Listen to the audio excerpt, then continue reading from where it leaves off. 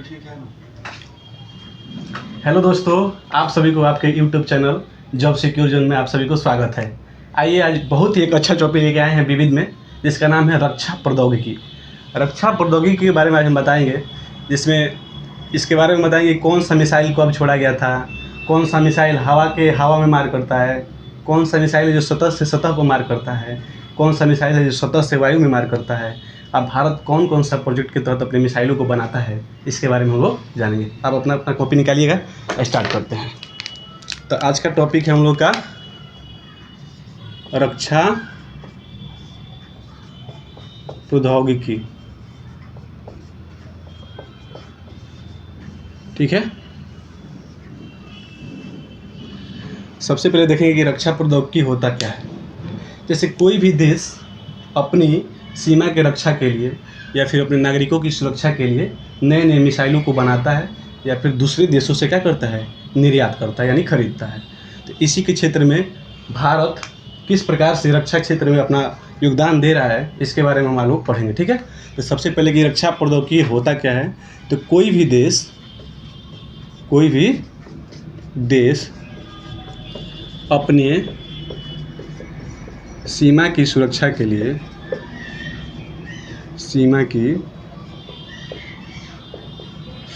के लिए तथा अपने नागरिकों की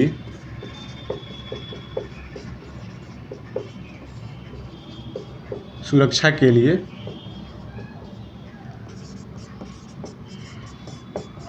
इसका इस्तेमाल करता है।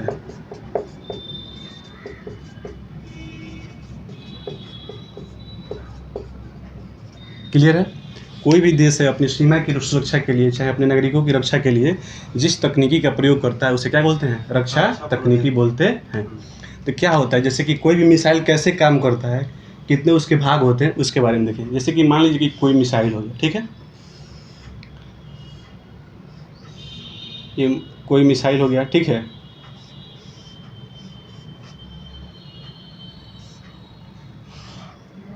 किसी भी मिसाइल के 3 भाग होते हैं, ठीक है। कितने भाग? 3 भाग होते हैं। पहला होता है इसको बोलते हैं शीर्ष भाग। कौन सा भाग? शीर्ष भाग। बोलते रहिए, कौन सा भाग? शीर्ष भाग। इसको बोलते हैं कंट्रोल भाग। कौन सा भाग? कंट्रोल भाग। और इसको बोलते हैं ईंधन भाग। क्या बोलते हैं? ईंधन भाग। तो इसमें क्या होता है, जो शीर्ष भाग होता है इसी में मिसाइल को रखा जाता है। किसको रखा जाता है? इसी में मिसाइल को रखा जाता है। जितने भी मिसाइल होते हैं ना, ऐसे रैकेट की तरह होता है, ऊपर वाले जो भाग होता है ना, शीर्ष भाग, उसी में मिसाइल को रख दिया जाता है। यहाँ से कंट्रोल किया जाता है कि कहाँ मारना है। सियाचिन है, वहाँ अगर कोई पाकिस्तानी आ गया तो वहाँ मारना, तो कंट्रोल कहाँ से होगा? बीच वाले भाग से। यहाँ पे क्या रहता है? ईंधन पार्ट। यहाँ तक क्लियर है? कोई दिक्कत परेशानी? चलिए, तो मिसाइल के 3 भाग होते हैं, शीर्ष भाग, कंट्रोल भाग, ईंधन भाग। तो ईंधन भाग में क्या रहता है? ईंधन रहता है। कंट्रोल भाग में यहाँ से कंट्रोल किया जाता है, और शीर्ष वाले भाग में ही मिसाइल को यानी रखा जाता है। यहाँ तो कोई दिक्कत है नहीं है। अब देखेंगे कि भारत अपने मिसाइलों का निर्माण किस तरह से करता है। ठीक है, अगले स्लाइड में देख लें। चलिए, भारत अपनी मिसाइलों का निर्माण DRDO किसके तहत? DRDO के तहत और इसरो के तहत करता है। किसके तहत? इसरो के तहत।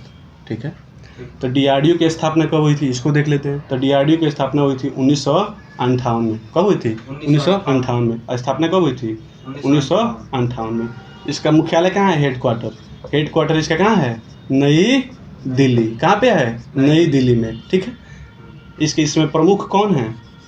इसके प्रमुख इस समय हैं समीर बी कामत। कौन है? समीर बी कामत। यहाँ तक कोई दिक्कत है नहीं है। फिर आता है इसरो। तो इसरो की स्थापना हुई थी 15 अगस्त। कब? 15 अगस्त 1969 में। ठीक है, इसका हेडक्वार्टर कहाँ है? इसका हेडक्वार्टर है बंगलुरु में। कोई दिक्कत है नहीं, इसका हेडक्वार्टर बंगलुरु में है। इसरो के स्थापना में सबसे मुख्य योगदान दिए थे होमी जहांगीर भाभा। कौन? होमी जहांगीर नहीं, विक्रम साराभाई, सॉरी गलती हो गया, विक्रम साराभाई। कौन दिए थे? विक्रम साराभाई। विक्रम साराभाई। इसरो के स्थापना में सबसे मुख्य योगदान किनका था? विक्रम साराभाई का था। इसका हेडक्वार्टर कहाँ है? बेंगलुरु में, ठीक है। और विक्रम साराभाई के नाम पर भी एक अंतरिक्ष केंद्र बनाया गया है। कहाँ पे? जिसका मुख्यालय कहाँ है? तिरुवनंतपुरम में। तिरुवनंतपुरम कहाँ पड़ता है जी? केरल में, ठीक है। तो पूछता है विक्रम साराभाई अंतरिक्ष केंद्र कहाँ पे है? तो कहाँ पे है? तिरुवनंतपुरम में, ठीक है। चलिए, अब भारत के मिसाइल बनाने के लिए अलग अलग प्रोजेक्ट आ गए, ठीक है। अलग अलग सन में अलग अलग प्रोजेक्ट लाया गया, उसके तहत भारत की मिसाइलों का निर्माण किया गया। अब हम देखेंगे कि भारत में कौन कौन सी मिसाइल का प्रोजेक्ट, किस प्रोजेक्ट के तहत कौन कौन सी मिसाइल का निर्माण हुआ था, ठीक है। चलिए, तो अगला स्लाइड में देख लेंगे, यहीं देख लेते हैं। तो सबसे पहले मिसाइलों के निर्माण की जो मिसाइल निर्माण प्रोजेक्ट, मिसाइल निर्माण के प्रोजेक्ट के लिए नया नया प्रोजेक्ट आया था, ठीक है। तो सबसे पहले आया था प्रोजेक्ट डेविल। कौन सा आया था? प्रोजेक्ट आया था डेविल। कौन सा प्रोजेक्ट डेविल आया था। यह कब आया था? 1972 में, ठीक है। पहली बार क्या हुआ था? प्रोजेक्ट डेविल लाया गया था 1972 में। इस समय छोटे छोटे मिसाइल बनाए गए थे। कैसे मिसाइल?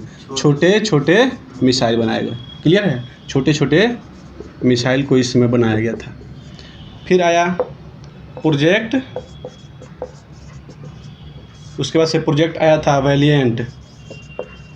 प्रोजेक्ट वैलिएंट आया, ठीक है। ये कब आया था? 1970 के दशक में आया। इसमें भी मिसाइल निर्माण करने की प्रणाली बनाई गई। उसके बाद एक आया जिसका नाम था IGMDP। दिख रहा है जी? IGMDP, इसका फुल फॉर्म होता है इंटरग्रेटेड। क्या होता है? Integrated guided missile development programme. क्या होता है? क्लियर है? इसको अगर हिंदी में लिखना चाहेंगे, MDP का फुल फॉर्म होता है integrated guided missile development programme. अगर हिंदी में लिखना चाहेंगे तो होता है समन्वित। क्या होता है? समन्वित। गाइडेड में होता है निर्देशित। क्या होता है? निर्देशित, समन्वित, निर्देशित। मिसाइल में होता है प्रक्षेपा शास्त्र। क्या होता है? प्रक्षेपा शास्त्र। और डेवलपमेंट मतलब क्या होता है?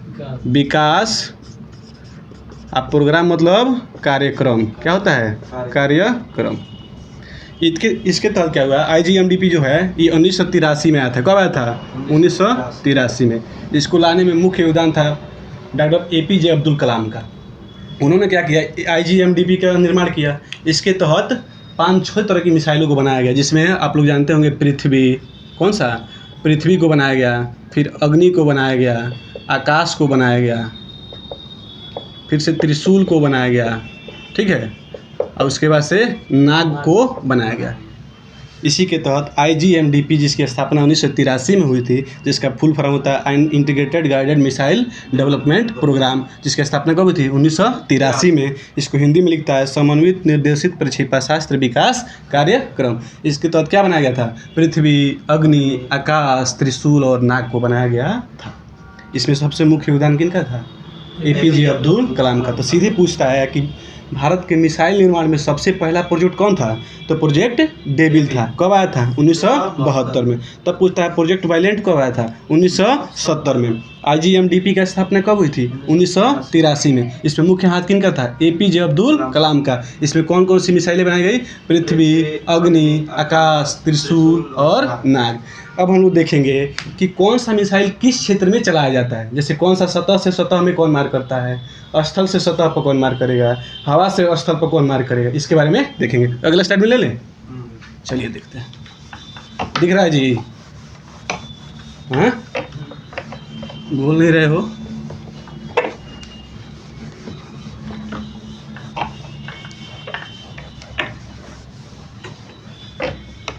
अब देखेंगे एक एक करके कि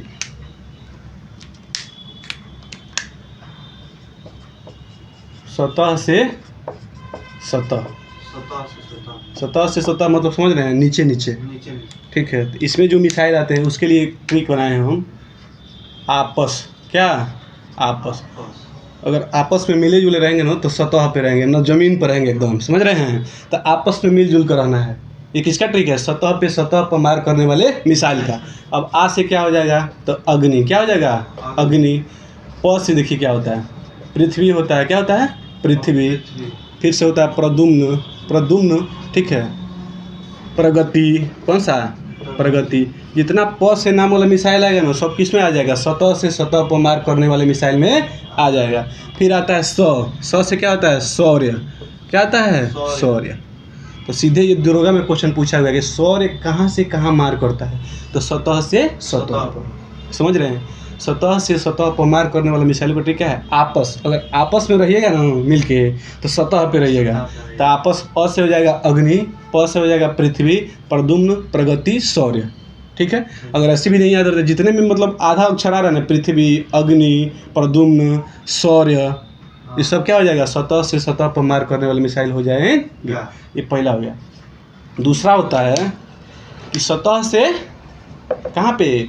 सतह से हवा में। सतह से हवा में बहुत पूछता है, इसको ध्यान दीजिए, समझ रहे हैं। तो सतह से हवा में क्या हो जाएगा? इसमें आता है आकाश। क्या आता है? आकाश। उसके बाद आता है त्रिशूल। क्या आता है? त्रिशूल।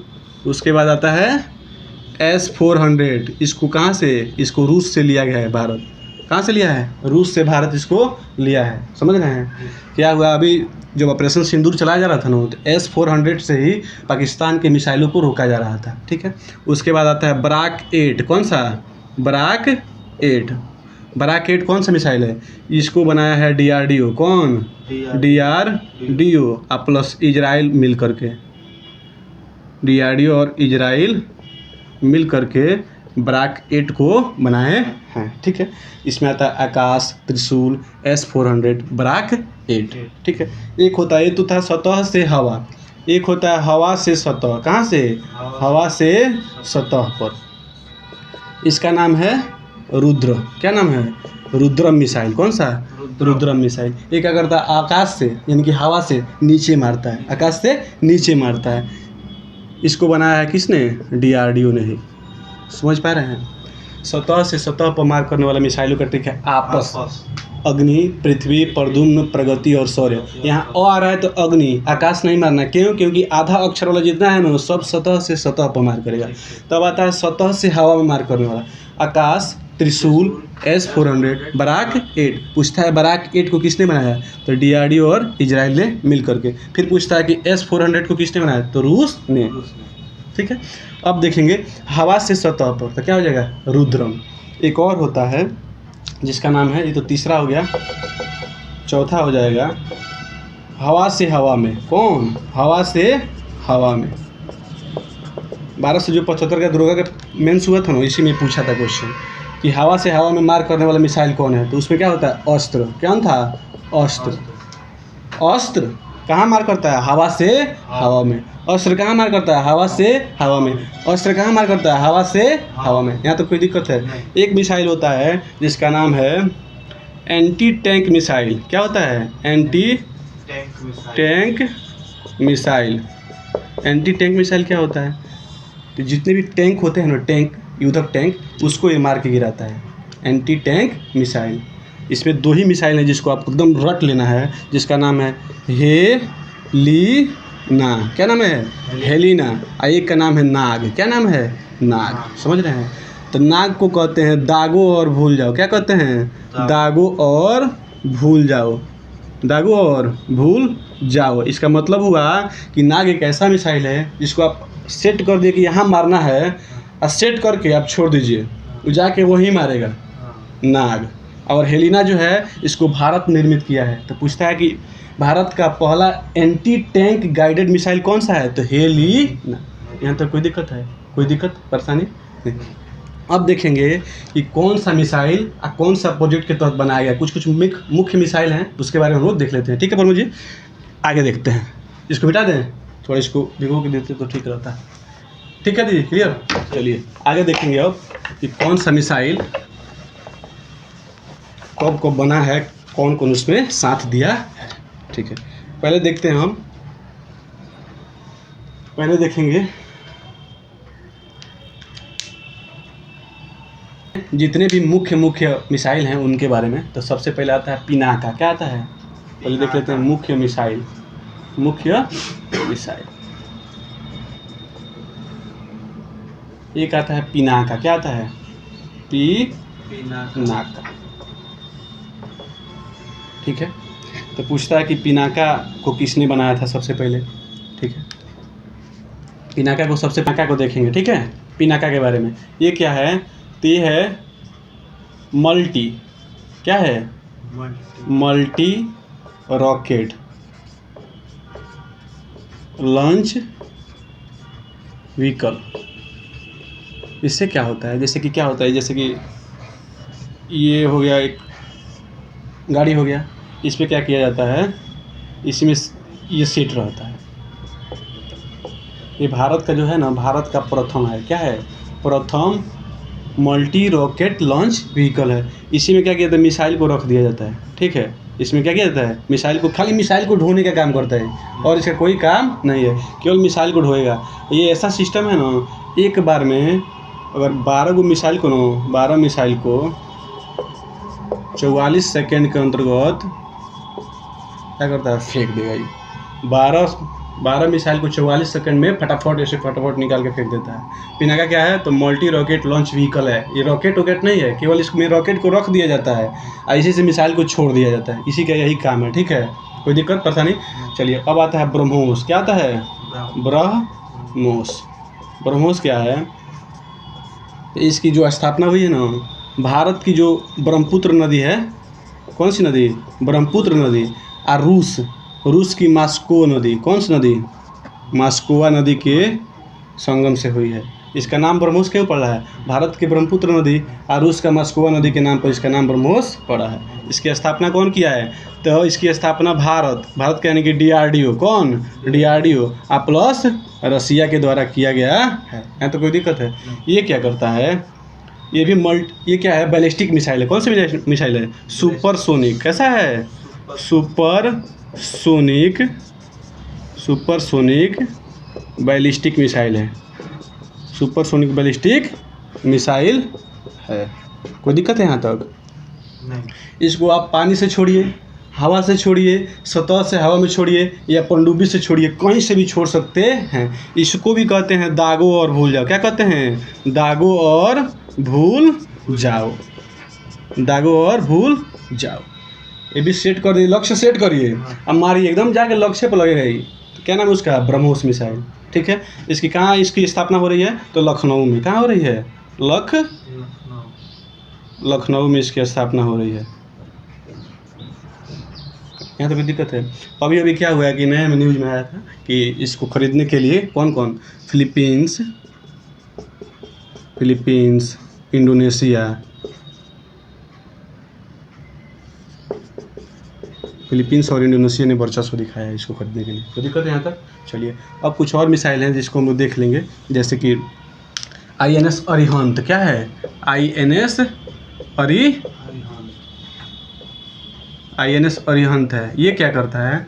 ये परमाणु पनडुब्बी है। क्या है? परमाणु पनडुब्बी है। परमाणु वाला हथियार है। भारत का प्रथम परमाणु सहित बैलिस्टिक मिसाइल है। ठीक है, कोई दिक्कत है? परमाणु सहित बैलिस्टिक मिसाइल है, पनडुब्बी रहित। क्या है? पनडुब्बी इसमें होना चाहिए, पनडुब्बी, यानी कि इसको पनडुब्बी पे सेट कीजिए और मारिए। ठीक है, परमाणु रहित मिसाइल है। समझ रहे हैं इतना? एक होता है, इसका स्थापना कहाँ हुआ है? Hindustan aeronautical limited. कहाँ पे? हिंदुस्तान शिपयार्ड लिमिटेड, जिसका मुख्यालय कहाँ पे है? विशाखापत्तनम में। कोई दिक्कत है? एक होता है INS विक्रांत। कौन? INS विक्रांत है। INS विक्रांत है। इसकी स्थापना हुई है कोची में। कहाँ पे? कोची कहाँ पड़ता है? केरल में। इसकी स्थापना कोची में हुई है। ये क्या है? तो भारत का है, परमाणु ले जाने वाला जहाज है एक। भारत